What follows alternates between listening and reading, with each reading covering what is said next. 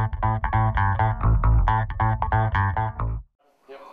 Sam, there's a lot of things you can learn out of that game against Hawthorn.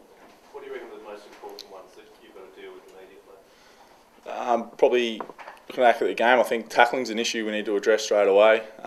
Let way too many tackles slip through, and and when they especially result in goals, that's when it probably hurts you the most.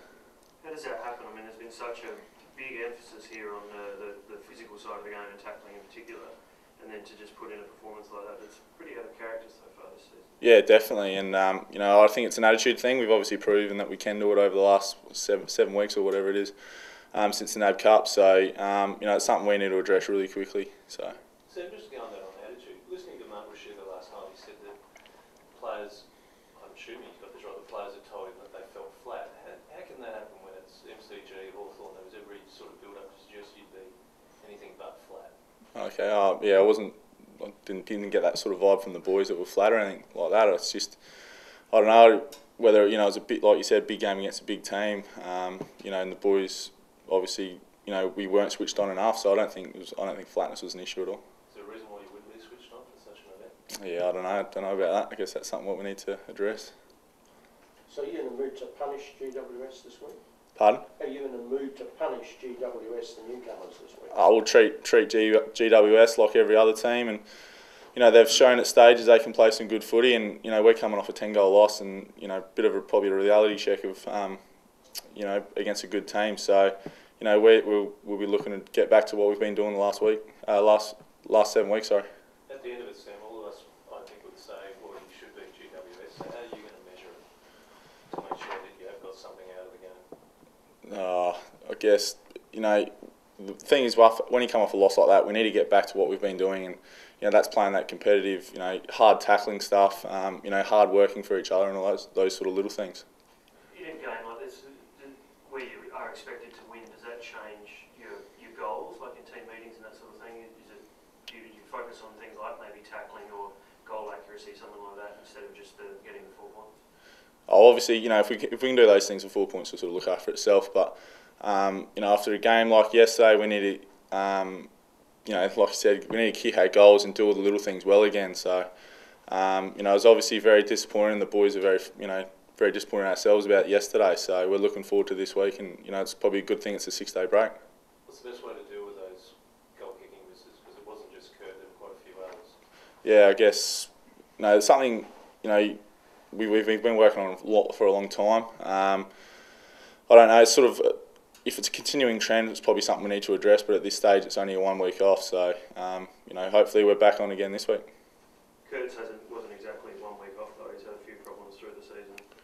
Gary Lyon last night was saying it's probably too much trouble. Get rid of him, and at the end of the year, trade him, get in someone. He'll have some currency still, obviously. Would you entertain? How would you feel if he was shopped around? I think it's a ridiculous comment. Tifo is very important to us, and what he does to get those shots and goals, contested marking and stuff like that, is outstanding yesterday. And the way he assists me as well, he's pretty adaptable to play ruck and forward. So that's obviously, like you said, he's had trouble with that since he got drafted. So he's obviously been working really hard in that, and he has so many shots, and does keep working at it. So he's come a long way now, and hopefully he keeps progressing. You say last weekend was a bit of a reality check, Saturday, and an attitude thing. It's only round 3, but did you guys get a bit ahead of yourselves, do you think? No, I don't think so.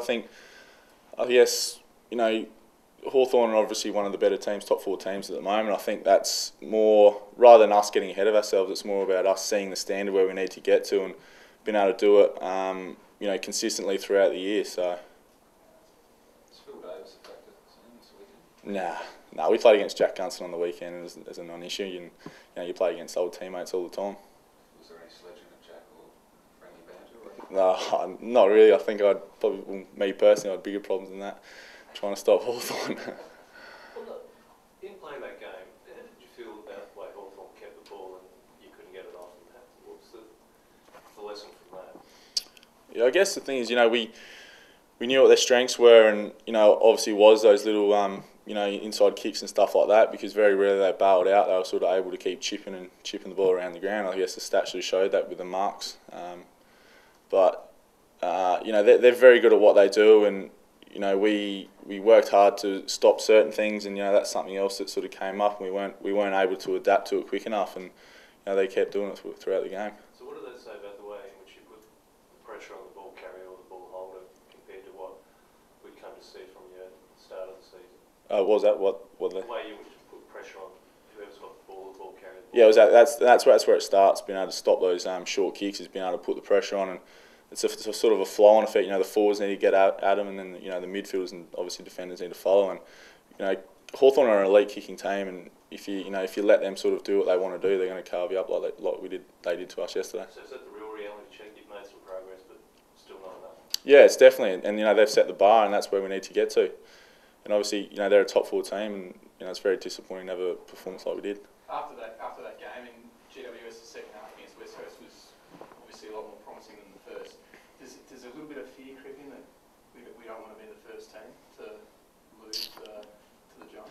Nah, obviously I didn't get a chance to see any of that because they were playing at the same time. But you had the same thing against Gold Coast last year. You treat them with respect. They've got some very very exciting players and some proven players like Chad Corns and Brogan and stuff like that. So we know what they're probably capable of if they put it all together. So we're looking forward to another week, home game again, and get back to what we've been doing the last 7 weeks. Obviously, Sando's first loss as coach. What was it like seeing him angry for the first time? He's okay. He was okay, Sando. He sort of he sort of didn't spray us, I think, but it's sort of just making us aware of where we are actually at and what we need to work on. So there's no panic and there's no spraying or anything like that. It's just more making us aware of the level we need to get to. And the boys know already that that wasn't good enough what we served yesterday. Was he pretty quiet post match? Did he have a demeanour? Oh, we didn't have a meeting after the game.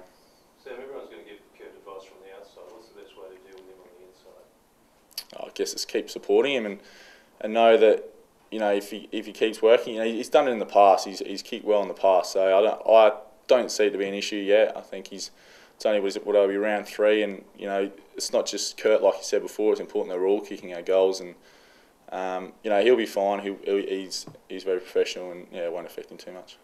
You mentioned Phil Davis. Has he been forgiven? And just shake hands. Is it all water under the bridge now? Or? Oh, definitely. That happened almost. Was it July or something last year? He left, so he's doing his thing up on the Gold Coast in Greater Western Sydney, and we'll worry what we're doing here. So it's obviously not part of our future. So we'll move on and treat him like we do everyone else. Okay, thanks, mate. Thanks, boys.